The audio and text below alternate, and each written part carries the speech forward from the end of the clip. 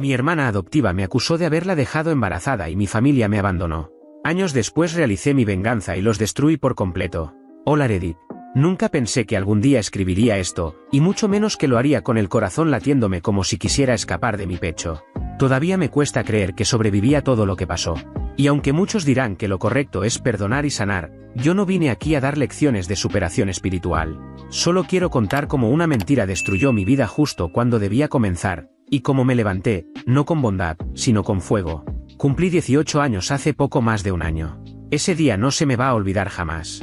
No por las razones que deberían, no porque fuera el inicio de mi vida adulta, no porque estuviera rodeado de familia, música y pastel, sino porque ese día, el día en que soplé esas velas, mi mundo dejó de existir. Mi familia me había preparado una pequeña cena en casa. Nada extravagante, pero se sentía especial. Mi mamá estaba orgullosa, mi papá hablaba de mi futuro, de la universidad, de cómo la familia siempre estaría conmigo. Yo me sentía afortunado. Parece ridículo al decirlo ahora, pero ese día pensé que tenía todo lo necesario para ser feliz. Pensé que mi vida recién comenzaba. Y ahí estaba ella, Elena, mi hermana adoptiva. Para que entiendan algo, siempre fue la favorita. No porque la trataran mejor, sino porque ella sabía cómo convertirse en el centro de todo. Bonita, dulce en apariencia, carita de ángel, voz temblorosa cuando quería algo. Había aprendido a ser intangible, intocable. Si ella lloraba, el mundo se detenía. Si yo lloraba, solo era aprende a ser fuerte. Esa noche estaba rara, nerviosa, sudando, mirando la mesa en vez de levantar la vista. Algo dentro de mí quiso preguntarle si estaba bien, pero no lo hice. Estábamos rodeados de familia, y lo último que quería era arruinar nada. Y vaya si algo se arruinó. Justo después de cantar cumpleaños, de soplar las velas, de escuchar a mi papá dar un pequeño brindis sobre el hombre en el que me estaba convirtiendo, Elena se levantó de golpe. Y entonces ella lo dijo. No gritó. No lloró al principio. Solo dijo la frase que me arrancó el alma con la precisión de un bisturí. Javier, tú sabes lo que me hiciste. No puedo callarlo más. Estoy embarazada y es tuyo. La risa murió al instante. La música se apagó sin que nadie tocara nada. El aire se volvió tan pesado que cada respiración dolía. Mi madre dejó caer la copa, el cristal sonó hueco, pero nadie se movió. Todos estaban fijos en Elena, que lloraba como si el mundo se acabara. Mi padre pasó de orgullo a furia en un segundo. ¿Cómo pudiste?, dijo con la voz rota. Intenté hablar, pero apenas salió un hilo de voz. Papá, eso no es verdad. El golpe llegó antes. Un puñetazo directo, seco. El sabor metálico me llenó la boca. Todo giró. No entendía nada.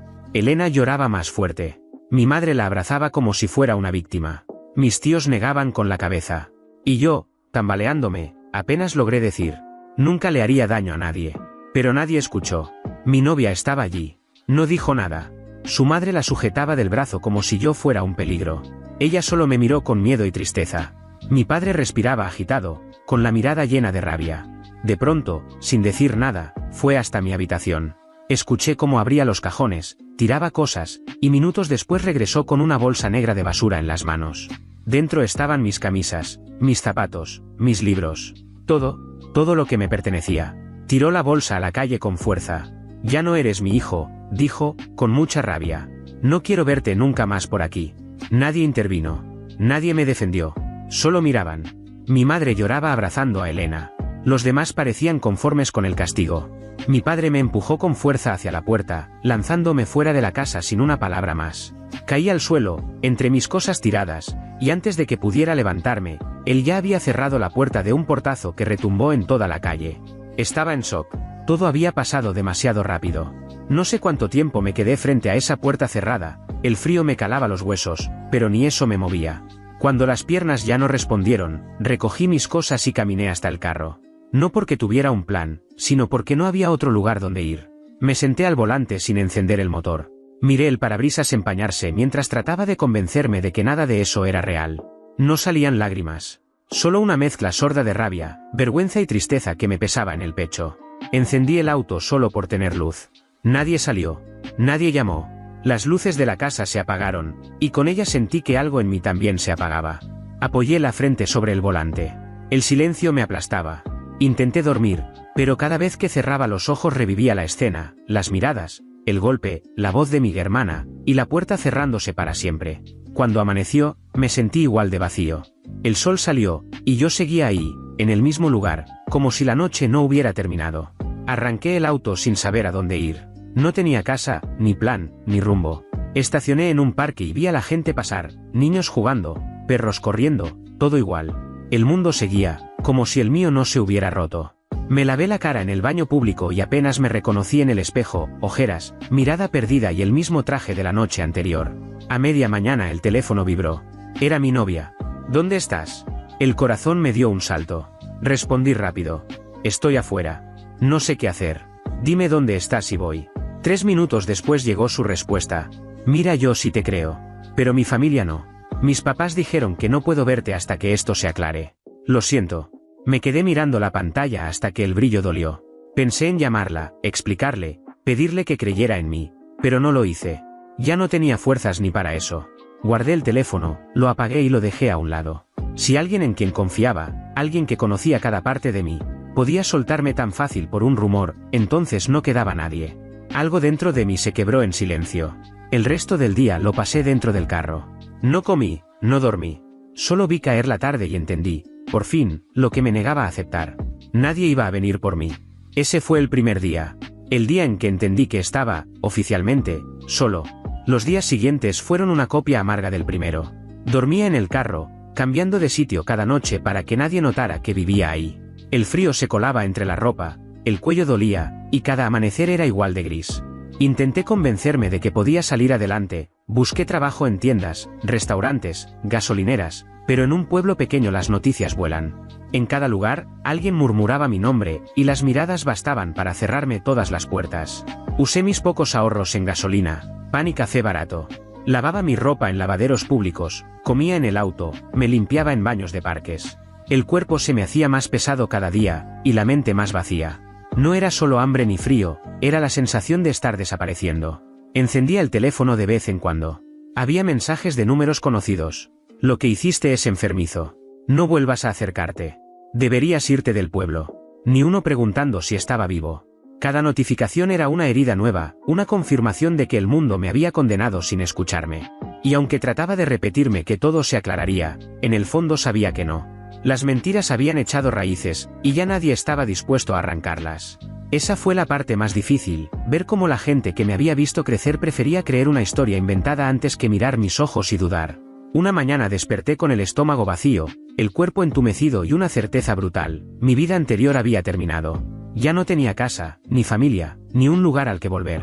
Los días se apilaron hasta volverse rutina, lavarme en baños públicos, comer lo justo para no caerme, y pasar horas en el carro intentando pensar en algo. Pero nada venía. El pueblo se volvió pequeño, hostil, lleno de sombras. Intenté creer que podía aguantar, pero cada día me borraba un poco más. Y una madrugada, con los últimos billetes en la mano y el cuerpo pidiéndome descanso, tomé la única decisión que me quedaba: irme. Lejos. Tan lejos como el tanque pudiera llevarme. Ya no quería respirar el mismo aire que la gente que me juzgó sin escucharme. Manejé durante horas, sin música ni radio, solo el sonido del motor y mis pensamientos dando vueltas. Pasé pueblos pequeños, luces lejanas, gasolineras cerradas. Varias veces quise detenerme y volver, pero cada vez que recordaba la puerta cerrándose en mi cara, seguía manejando. Llegué tan lejos como el tanque me permitió, rezando para no quedarme varado. El lugar donde terminé era pequeño, desconocido y, sobre todo, distante. Nadie sabía quién era yo, y con eso bastaba.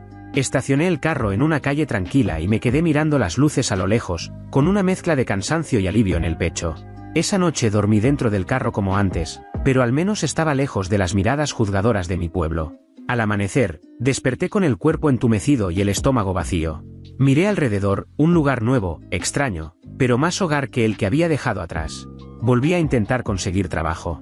Pregunté en restaurantes, tiendas y gasolineras, me prometieron llamar, pero nadie lo hizo. En el fondo, sabía que no lo harían.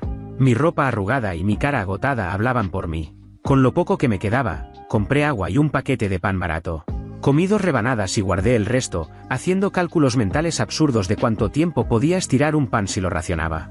El cuerpo es raro cuando no tiene más opciones, masticas más lento, tragas más suave, y aún así te quedas con hambre. Las noches eran las peores, el frío, los calambres, la espalda rígida. Dormir era solo cerrar los ojos y esperar a que pasara el tiempo. Pasaron varios días hasta que me quedé sin nada. No sin poco, sin nada. Esa mañana abrí la guantera por costumbre, como si pudiera aparecer algo nuevo por arte de magia. Nada. Solo papeles. Revisé debajo del asiento. Nada. Solo polvo y una moneda que no servía ni para comprar chicle. El estómago me dolía distinto ese día. No era solo hambre, era esa mezcla de vacío físico y agotamiento total que hace que la cabeza te dé vueltas. Caminé hasta una plaza, me senté en una banca, y me quedé mirando al suelo como si ahí estuviera alguna respuesta. Caminé sin rumbo, solo moviendo los pies para no sentir que me rendía. Detrás de un diner viejo, con un letrero a medio apagar, escuché un golpe metálico, alguien tiraba una bolsa de basura. El olor llegó primero y luego el pensamiento. ¿Y si hubiera algo ahí? Lo rechacé enseguida. Me dije que todavía no, que podía aguantar, que algo cambiaría. Pero el estómago me traicionó con un rugido que dolió más que el hambre. Sentí el cuerpo temblar, y el orgullo sosteniéndome a duras penas.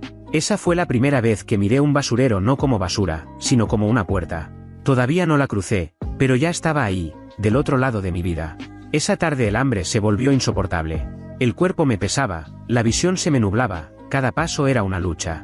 Me limpié la cara en la gasolinera y el reflejo en el espejo me mostró a alguien quebrado demasiado rápido. Y fue ahí cuando algo dentro de mí terminó de romperse por completo. Bajo el rugido del estómago nació un odio frío, una rabia con nombre y apellidos. Quería venganza, quería que mi familia pagara por lo que me arrebataron. Me prometí que lo haría realidad, buscaría justicia por mi nombre, por mis noches robadas, y no descansaría hasta verlos en el suelo pidiendo clemencia. Entonces lo escuché otra vez, el golpe metálico del contenedor detrás del diner. Miré alrededor. Nadie. Me acerqué, abrí la tapa, y vi pan aplastado, papas frías, un pedazo de pollo mordido. Comida que nadie quería. Tomé un poco, respiré hondo y caminé unos pasos hasta sentarme en la acera frente al local. Me quedé ahí, espalda recta, mirada fija y afilada hacia el frente, con el odio y la necesidad de venganza ardiendo por dentro mientras sostenía la comida entre mis manos. Estaba sobreviviendo e intentando no quebrarme mientras el mundo seguía su curso, como si yo no existiera. La puerta del diner en ese momento se abrió con un suave chirrido metálico. Un hombre salió del mismo como si acabara de terminar de comer. Tendría unos 40 y tantos, tal vez 50. Vestía como cualquiera que acaba de terminar un día largo, camisa sencilla, chaqueta liviana, pantalones acomodados. No había nada especial en él, era simplemente otra persona más. Miró a su alrededor con la calma de quien revisa que todo esté en orden antes de irse. Y entonces me vio. Yo seguía quieto en la acera, con la vista perdida en ningún lugar. Sostenía la comida entre las manos, sin fuerzas para decidir si comer o no. Él se detuvo unos metros frente a mí. No dijo nada. Solo me observó en silencio. Pude sentir su mirada fija sobre mí, una mirada que no juzgaba ni apartaba. No tenía la repulsión con la que muchos me habían mirado en los últimos días. Era distinta. Había algo en sus ojos, algo que no sabría explicar. Tal vez curiosidad, tal vez comprensión.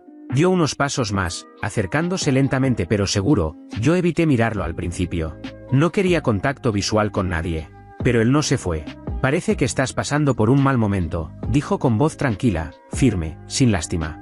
Esa frase, simple como era, me golpeó más que cualquier pregunta.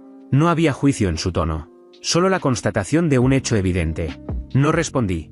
Solo respiré hondo y apreté un poco el pan entre las manos. No deberías comer eso, añadió después de unos segundos, señalando la bolsa. Estoy bien, mentí apenas moviendo los labios. Él asintió con un gesto leve, sin contradecirme. Se quedó en silencio unos instantes más y luego dijo: ven. Era una invitación serena, como quien abre una puerta sin empujar. Vamos dentro, añadió. Te invito a algo de verdad. Por un segundo pensé que no lo había escuchado bien. Nadie me hablaba así desde hacía mucho tiempo. Lo miré finalmente. Y vi en su rostro algo que no encontraba en nadie desde el día que mi vida se derrumbó: humanidad. Me levanté. No dije gracias todavía, no podía. Cualquier palabra habría roto el nudo que me apretaba la garganta. Él abrió la puerta y esperó a que entrara. El sonido de la campanita marcó mi paso, y con eso, crucé el umbral del silencio en el que había estado viviendo. Por dentro, el diner estaba casi vacío. Solo quedaban un par de mesas sin limpiar, el olor a café tibio y ese murmullo lejano de una radio vieja sonando desde la cocina. El ambiente era cálido, un contraste abrumador con el aire frío que había dejado afuera. El hombre no dijo mucho. Se limitó a hacer un gesto con la cabeza para que lo siguiera y señaló una mesa al fondo. Siéntate, dijo con voz tranquila.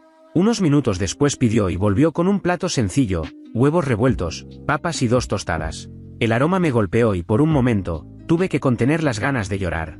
Hacía días que no olía a comida caliente. Come tranquilo, dijo dejando el plato frente a mí. Asentí apenas, sin mirarlo directamente. Tomé el tenedor con manos temblorosas y comí despacio, casi con miedo de que todo fuera un sueño. No hablaba, él tampoco. Solo se quedó sentado al otro lado de la mesa, observando sin incomodarme, como si entendiera que el silencio también era una forma de respeto. Cuando terminé, dejé los cubiertos a un lado y respiré profundo. Gracias, dije al fin con la voz quebrada. Él sonrió apenas, de esa forma en que sonríe alguien que no necesita palabras para decir de nada. No tienes que agradecerme, respondió. Todos pasamos por días así alguna vez. Su tono era tranquilo, sin dramatismo. Y eso lo hizo más real. Me observó por un instante, con esa mirada analítica que parecía ver más allá de la ropa o del cansancio. No pareces alguien que viva así, dijo midiendo cada palabra. Solo alguien que está pasando por algo. No supe qué responder. Solo bajé la mirada. Él se levantó, dejó unos billetes en la mesa y se puso la chaqueta. Antes de irse, añadió con naturalidad. Conozco al encargado de la cocina. Si vuelves mañana temprano, podría conseguirte algo que hacer. No es gran cosa, pero es trabajo honesto. Levanté la vista sorprendido. ¿En serio? Sí, asintió con una calma que me descolocó. Mañana al amanecer, pregunta por él. Dicho eso, se despidió con un leve movimiento de cabeza y salió del lugar. El sonido de la campanita volvió a sonar cuando la puerta se cerró. Me quedé solo, con el plato vacío frente a mí y una sensación extraña en el pecho. No era esperanza todavía, pero sí algo parecido a un respiro. Salí un rato después, caminé hasta mi carro y conduje hasta un lugar menos transitado. Por primera vez en semanas, dormí sin sentirme completamente hundido. No porque mi vida hubiera cambiado, sino porque por fin alguien me había visto sin juzgarme. A la mañana siguiente me desperté antes del amanecer. El aire helado me cortaba la cara, pero tenía una meta clara por primera vez en mucho tiempo. Me lavé en el baño público, subí al carro y conduje hasta el diner. El letrero todavía estaba apagado cuando llegué. Esperé afuera, quieto, mientras el cielo empezaba a aclararse. No tenía mucho, pero tenía algo que hacer. Minutos después apareció un hombre con gorra y llaves colgando del cinturón. Me miró rápido, como evaluando si valía la pena hablar conmigo. ¿Qué buscas?, preguntó.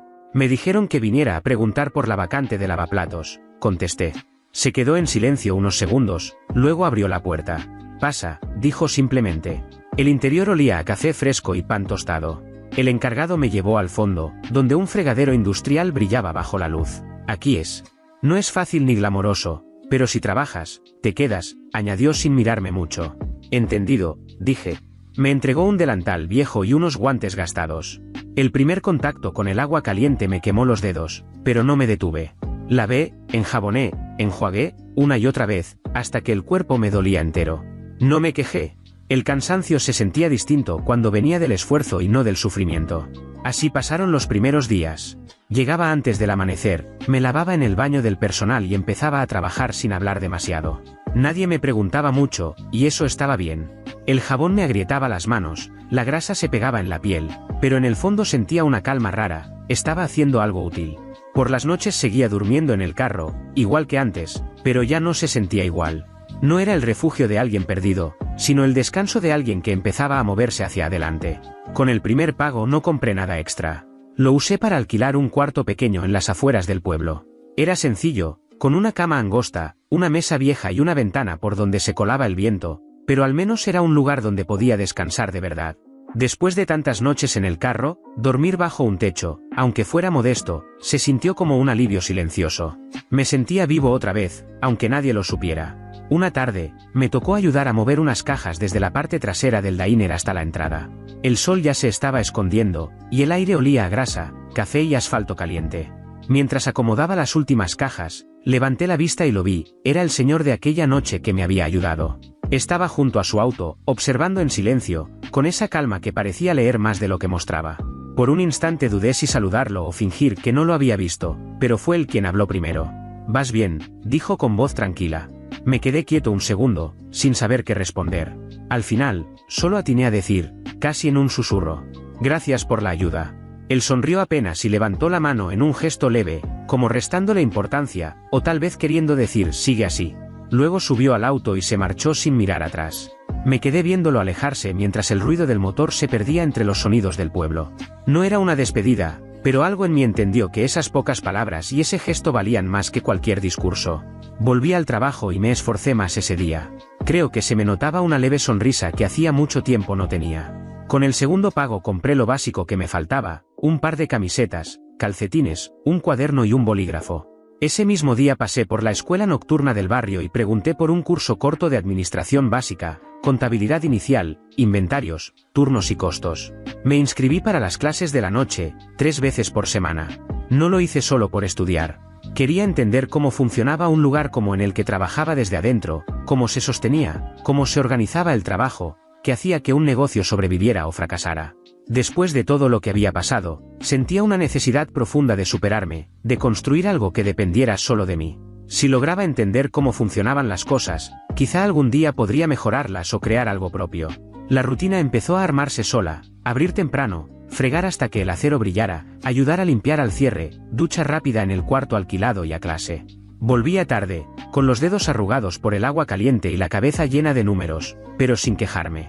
El cuerpo se acostumbró antes que la mente. Pasaron las semanas y sin darme cuenta, ya era parte del lugar. Trabajaba en silencio, cumplía con todo y el encargado de la cocina empezó a confiar más en mí, asignándome otras tareas pequeñas dentro del local. Un día, el encargado anunció que pronto habría una visita importante de los directivos. Desde entonces, todo cambió: limpieza a fondo, horarios más estrictos, atención al detalle. En la víspera de la visita me quedé hasta tarde, dejando todo impecable. Esa noche no había cansancio, solo la sensación de estar haciendo las cosas bien por primera vez en mucho tiempo. Y entonces llegó el día. Desde temprano, el local estaba más vivo que nunca. El encargado daba órdenes, el café no dejaba de hervir y cada empleado se movía con una precisión que nunca había visto. Afuera, autos oscuros se alineaban frente al diner y hombres con carpetas y trajes bajaban uno tras otro. Yo me mantuve al fondo, concentrado en mi tarea, hasta que una voz me detuvo. No era autoritaria, pero tenía un peso que se hacía sentir incluso sobre el ruido de la cocina. Levanté la vista. Y lo vi. El señor que me tendió la mano esa noche, ahora caminaba entre los directivos con paso firme, saludando, revisando, dando instrucciones. No necesitaba presentación. Bastaba con ver cómo los demás lo escuchaban para entender que era él quien mandaba allí. Cuando terminó la reunión, los directivos comenzaron a salir poco a poco, hablando en voz baja y revisando carpetas. Yo seguía en la cocina, fingiendo que limpiaba algo, pero en realidad solo trataba de procesar lo que acababa de ver. Era él. Ese señor, ya no era un cliente cualquiera, sino alguien que movía todo desde arriba. Cuando el local se vació, se giró hacia la cocina y me hizo una seña. Salí, todavía con el delantal puesto. Buen trabajo, dijo con calma. El lugar se ve bien. Gracias, respondí, sin saber qué más decir. Hubo un breve silencio. Te he visto trabajar, añadió. Has cambiado mucho desde la primera vez, me alegro mucho, sigue así. No supe qué responder. Solo asentí. Después de unos segundos, dijo. Cuando termines tu turno, pasa por la oficina. Quiero hablar contigo. Claro, señor, respondí, manteniendo la voz firme, aunque por dentro aún estaba nervioso. Hice una breve pausa, escogiendo las palabras. Disculpe, ¿cómo debería llamarlo? Él me miró, con esa calma que da la seguridad absoluta. Puedes llamarme señor Morgan. Asentí con respeto. Está bien, señor Morgan. Gracias por la oportunidad. Una pequeña sonrisa apareció en su rostro antes de darse la vuelta y salir del lugar. La tarde se me hizo eterna. No sabía si era una advertencia, una felicitación o algo más. Cuando por fin fui, lo encontré revisando unos papeles. Pasa, dijo. Siéntate. Obedecí. ¿Qué piensas hacer ahora? Preguntó. Seguir trabajando, contesté. Y también continuar estudiando. Quiero aprender cómo funcionan las cosas, entender el negocio. Él asintió, pensativo. Eso demuestra que no te rendiste, dijo simplemente. Hubo un silencio que se extendió unos segundos. Yo lo miraba, intentando adivinar si sus palabras eran solo cortesía o algo más profundo. Y entonces, sin pensarlo demasiado, le pregunté. ¿Puedo hacerle una pregunta? Él levantó la vista de los papeles. Claro, dime. Tragué saliva. ¿Por qué me ayudó aquella noche?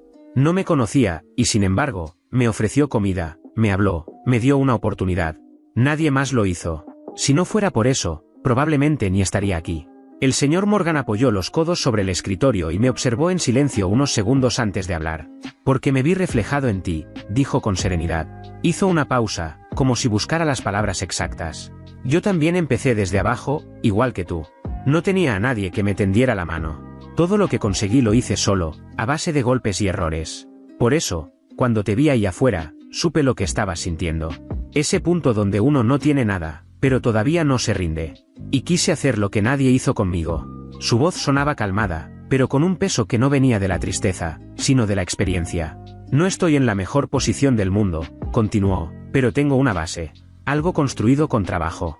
Y si algo aprendí, es que cuando uno logra levantarse, tiene que usar eso para ayudar a quien aún está en el suelo. Me quedé callado, sin saber qué decir. Esa explicación me llegó más hondo de lo que imaginé. No era lástima, era comprensión. Gracias, murmuré apenas audible. Él asintió y apoyó una mano sobre el escritorio. ¿Y tú? ¿Qué fue lo que te pasó?, preguntó con calma. ¿Qué te llevó a caer tan hondo? Tomé aire y empecé a contarle. Desde aquella noche en mi cumpleaños hasta el momento en que terminé frente a su diner. No omití nada. Le hablé de la acusación, del golpe, del frío, del hambre, de la vergüenza. De cómo nadie me escuchó. De cómo incluso los que me conocían eligieron creer una mentira antes que mirarme a los ojos. Él no interrumpió. No hizo preguntas. Solo escuchó, con la paciencia de quien entiende que algunas historias duelen más cuando se apresuran. Cuando terminé, el silencio pesó entre los dos. Yo mantenía la mirada baja, con las manos entrelazadas, temiendo ver en su rostro la misma desconfianza de siempre. Pero entonces habló. Te creo. Levanté la vista, sorprendido. Su voz no tembló, no dudó, no buscó consolarme. Solo afirmó. 3 sílabas que, por primera vez desde todo aquello, sonaron más poderosas que cualquier defensa o explicación. Eso fue una injusticia, añadió después con calma. Nadie merece cargar con algo así. Pero si llegaste hasta aquí, si lograste reconstruirte con tus propias manos, entonces todavía hay camino. Hizo una breve pausa, como el que cambia de tono para ofrecer algo importante. Tengo un abogado, continuó. Es alguien en quien confío plenamente. Ha manejado casos muy parecidos al tuyo, de acusaciones falsas, y sabe exactamente cómo enfrentarlos. Lo sé porque, a lo largo de mi carrera, he visto muchas historias injustas, y él siempre logra poner las cosas en su lugar. Sus palabras no sonaban como promesa vacía, sino como la voz de alguien que conocía el terreno. Si llega el momento en que quieras dar ese paso, dijo, puedo ponerte en contacto con él. No te prometo milagros, pero sí que tu verdad tenga una oportunidad real de ser escuchada. No pude responder. Sentía un nudo en la garganta, una mezcla de alivio y emoción contenida. Él se levantó, me puso una mano en el hombro y dijo despacio. Nadie puede borrar lo que te hicieron, Javier. Pero si puedes decidir que no te va a definir. Lo que hagas a partir de ahora, eso será lo que cuente. Salí de la oficina sin decir nada más. Afuera, el aire fresco me golpeó el rostro, y por primera vez en mucho tiempo, no sentí frío. Sentí dirección. Después de esa conversación, algo en mí cambió por completo. Ya no trabajaba solo para sobrevivir. Trabajaba para volver a mi vida y para reclamar todo lo que me quitaron. Los meses pasaron más rápido de lo que imaginaba. Trabajaba, estudiaba, ahorraba y aprendía. Ya no era el chico expulsado con una bolsa de basura en brazos, era alguien que se estaba reconstruyendo pieza por pieza.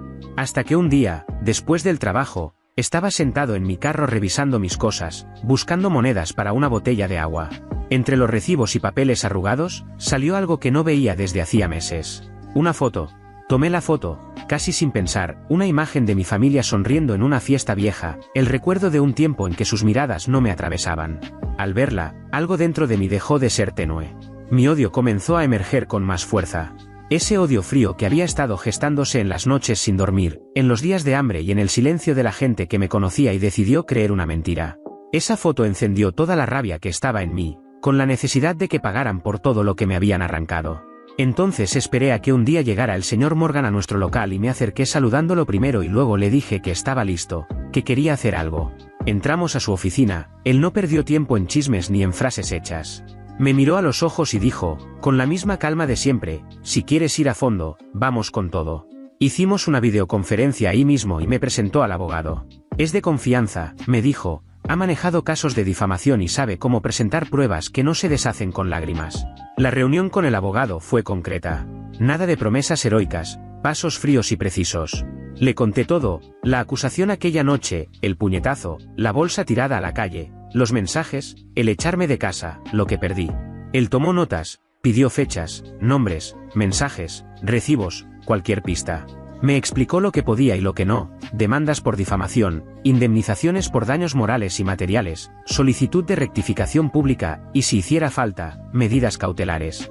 Mencionó pruebas que podían romper la versión falsa, registros que demostraran mi coartada, testigos que podían confirmar dónde estuve, y la posibilidad de una prueba de paternidad si el caso del embarazo seguía en la ecuación. Le dije que iba con todo. En voz baja, sin mascar palabras, le confesé lo que quería, que la verdad saliera y que sus vidas se destruyeran por completo tanto económicamente como socialmente. El abogado me observó unos segundos. Luego apoyó los codos sobre la mesa y habló con una calma inquietante. «Está bien», dijo despacio. «Vamos a vengarnos de ellos». No sonó como una promesa vacía, sino como una sentencia. «Pero lo haremos bien», continuó. «Con método. La venganza emocional no deja huella, la legal sí.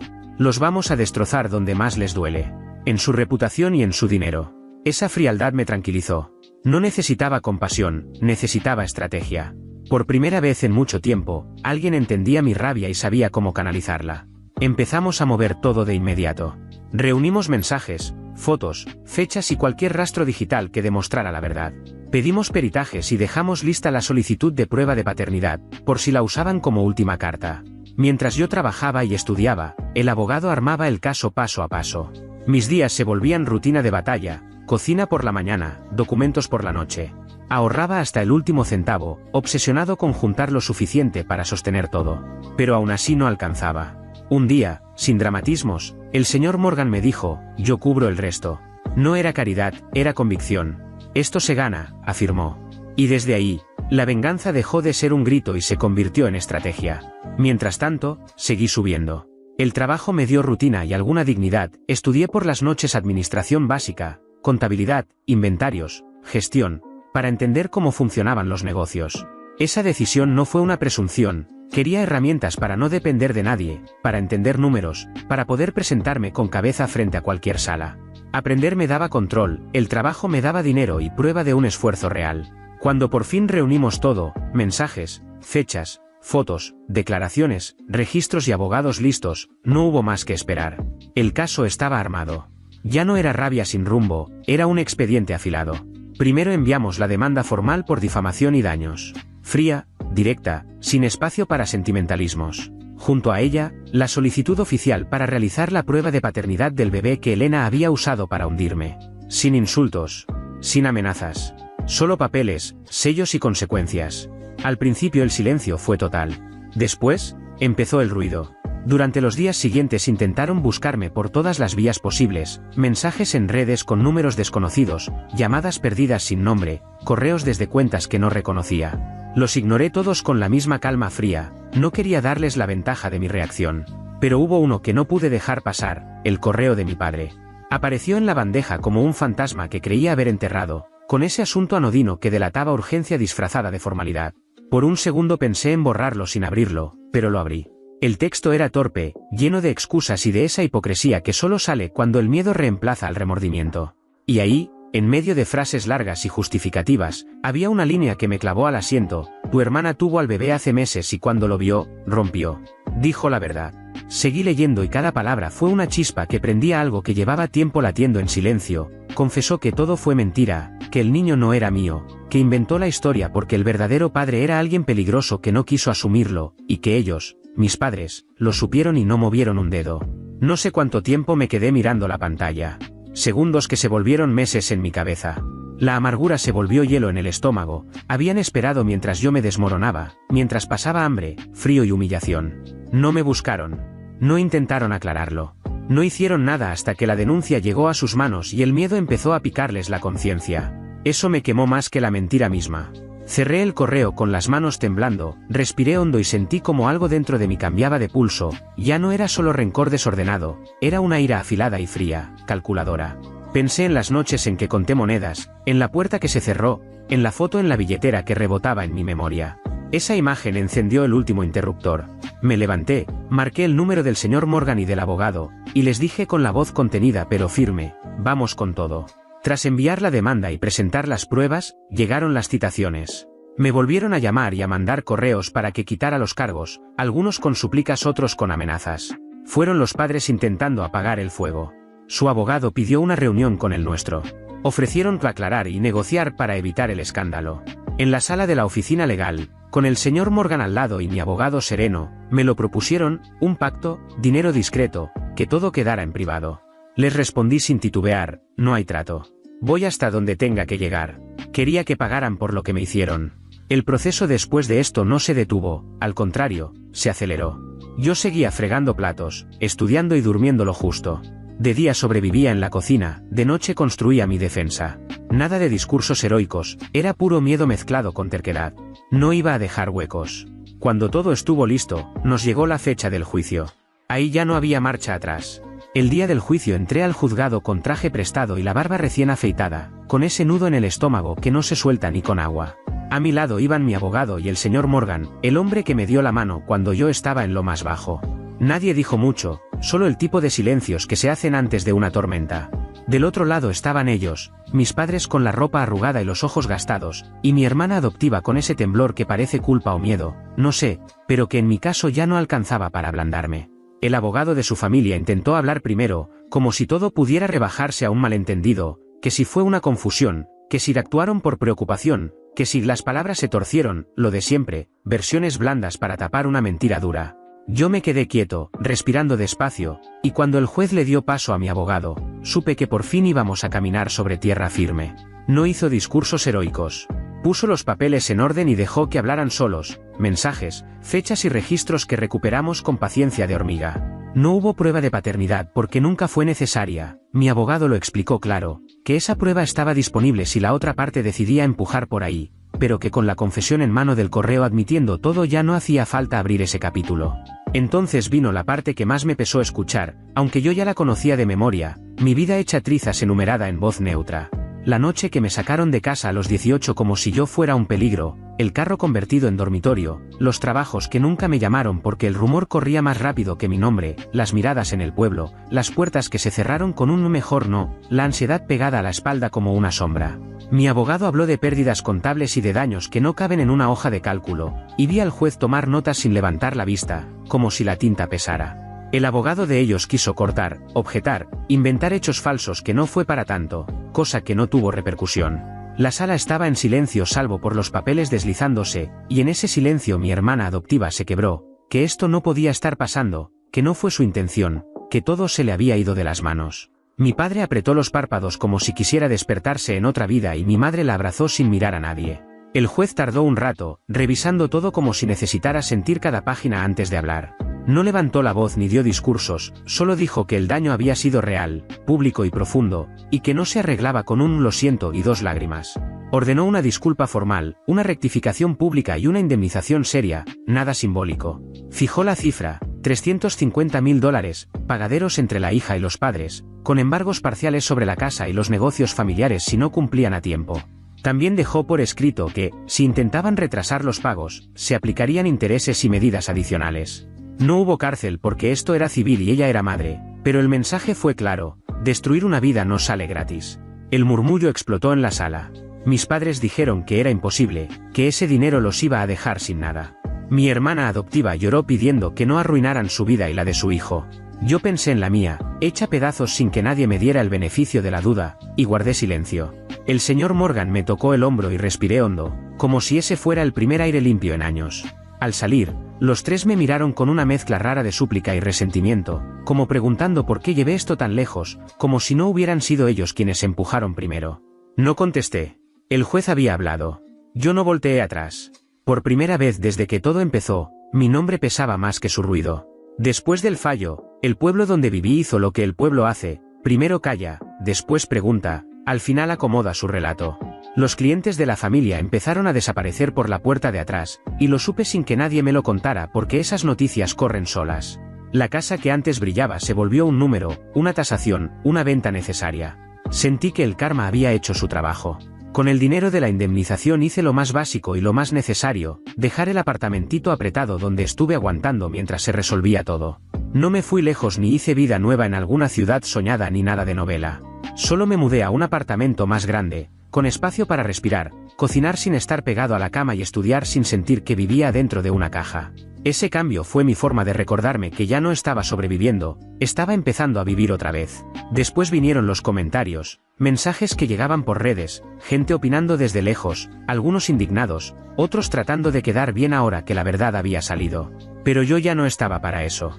Ni respondí, ni expliqué, ni alimenté nada. La opinión que casi me destruyó una vez ya no tenía poder sobre mí. Seguí mis estudios, seguí aprendiendo y pensando en el futuro. No sabía exactamente cuándo ni cómo, pero tenía claro que algún día quería abrir mi propio negocio y levantar algo con mis manos. Todavía me faltaba camino, sí, pero por primera vez no me daba miedo admitirlo, estaba en marcha. Antes de recibir toda la indemnización seguí trabajando en el diner. Ese dinero no llega de golpe, así que mientras tanto yo seguía ahí, ya en un puesto más alto, aprendiendo cómo se maneja un negocio desde adentro y también para agradecer de verdad al señor Morgan. Una noche, cuando el local ya estaba casi vacío y se escuchaba solo el sonido de la cafetera apagándose, nos quedamos solos el señor Morgan y yo. Me acerqué y le dije gracias, sin formalidades ni discursos. Le dije que sin él no sé qué habría sido de mí, que su gesto había sido la diferencia entre quedarme enterrado y poder levantarme otra vez. Él me miró, con esa calma que lo caracterizaba y solo me respondió: no tienes que agradecerme nada. Tú hiciste lo tuyo. Yo solo te di ese pequeño empujón que necesitabas. Y así concluyó todo. La justicia se hizo como tenía que hacerse y con eso me bastó. Mis padres y mi hermana pagaron por todo lo que me hicieron. Ahora lo que sigue es simple, seguir adelante, trabajar por lo mío y vivir tranquilo. La vida continúa, y yo seguiré levantando la mía. Gracias por ver. Si te ha gustado esta historia, no olvides dejar tu like, comentar qué opinas y activar la campanita para más historias. Que tengas un excelente día.